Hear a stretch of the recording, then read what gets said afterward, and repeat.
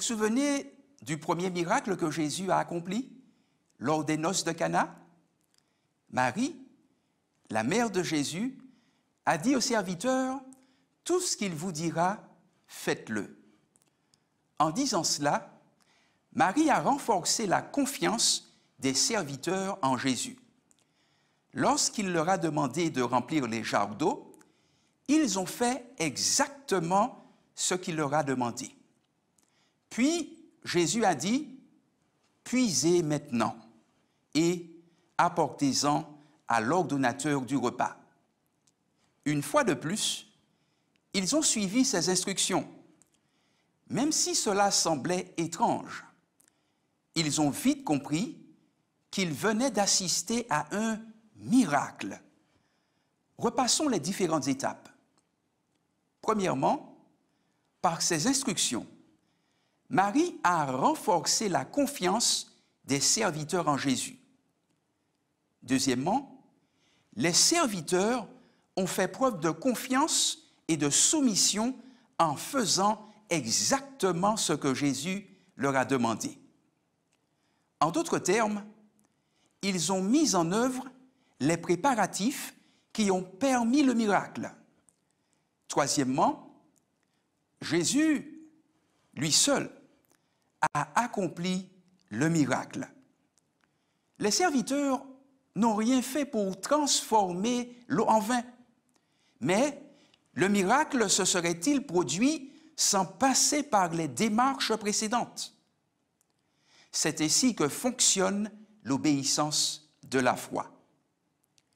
Nous choisissons de faire confiance à Jésus, de mettre notre volonté à sa disposition et de faire par la foi des pas dans l'obéissance. Mais c'est Jésus et Jésus seul qui accomplit les miracles.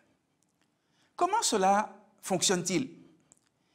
L'apôtre Paul explique qu'un mystère a été révélé en nous dans un but précis: amener l'obéissance de la foi.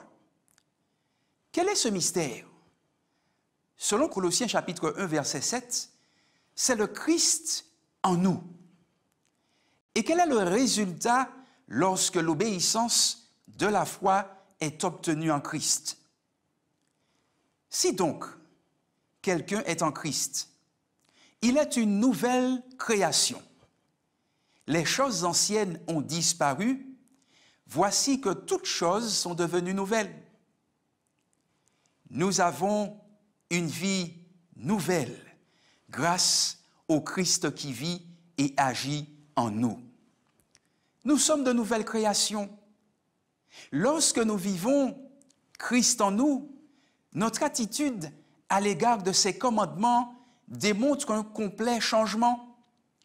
Ces commandements ne sont pas pénibles, car mon joug est facile, a dit Jésus. Je me délecterai de tes commandements que j'aime, car ils sont meilleurs pour moi que des milliers d'objets d'or et d'argent, et plus doux que le miel à ma bouche. Une grande paix est donnée à ceux qui aiment ta loi. L'obéissance de la foi est une chose agréable, car Dieu, dans son amour, ne nous a donné que les meilleures règles.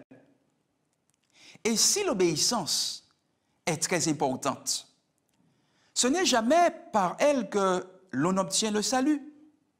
De plus, cette obéissance ne se produit non plus jamais par notre propre bonté. Ellen White énonce: celui qui essaie d'atteindre le ciel par ses propres œuvres, en respectant la loi, tente une impossibilité. L'homme ne peut pas être sauvé sans obéissance, mais ses œuvres ne doivent pas dépendre de lui-même. Le Christ doit travailler en lui pour faire sa volonté. 3 points méritent notre attention. Premièrement, il m'est impossible d'atteindre le ciel par mes propres efforts. Il est donc vain d'essayer de gagner quoi que ce soit auprès de Dieu.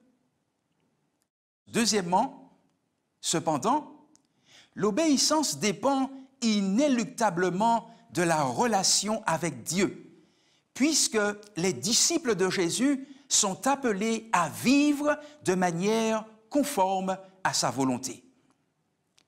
Troisièmement, l'obéissance que Dieu requiert ne résulte pas de notre œuvre propre, mais c'est un miracle que le Christ opère en nous. Quel est notre rôle? Une fois de plus, nous ne pouvons rien faire pour nous sauver, mais Dieu respecte le libre arbitre de l'homme et nous permet de choisir. D'après Ellen White, le Seigneur a prévu que la puissance divine coopère avec l'effort humain. Qu'est-ce que cela signifie? Nous avons confiance. Nous choisissons de développer notre confiance en Jésus, qui opère en nous pour vouloir et pour faire. Il fait naître en nous une attitude de soumission et nous montre ce que nous devons faire. Nous décidons, nous devons choisir de faire la volonté de Dieu. Comme il respecte totalement notre individualité et notre volonté, il n'interviendra que si nous le décidons. Il attend. Nous procédons à des préparations. Nous exprimons notre décision par des étapes d'obéissance, qui peuvent être grandes ou petites. Dieu seul accomplit l'œuvre essentielle du salut. Et rappelez-vous que même notre contribution, confiance, décision et préparation, ne se fait que par la force de Dieu. Quand Jésus vit en nous par l'Esprit Saint, l'obéissance en devient une joie. Celui qui a mes commandements et les garde, c'est celui-là même qui m'aime. Et celui qui m'aime sera aimé de mon Père. Et je l'aimerai et me manifesterai à lui. Père, merci de nous montrer comment atteindre la meilleure vie possible. Pardonne-nous lorsque nous rejetons ta loi et ton amour. Conduis-nous à te faire pleinement confiance et à t'abandonner tout notre cœur. Dieu est content quand nous demandons des cœurs obéissants. Donne donc à ton serviteur un cœur obéissant. Le Seigneur a été satisfait. Je ferai selon tes paroles. Seigneur, s'il te plaît, donne-nous des cœurs obéissants. Place en nous une confiance totale en ta direction et tes principes. Même lorsque nous ne comprenons pas, apprends-nous à voir l'obéissance à travers le pouvoir du Saint-Esprit qui n'est pas un fardeau, mais un délice.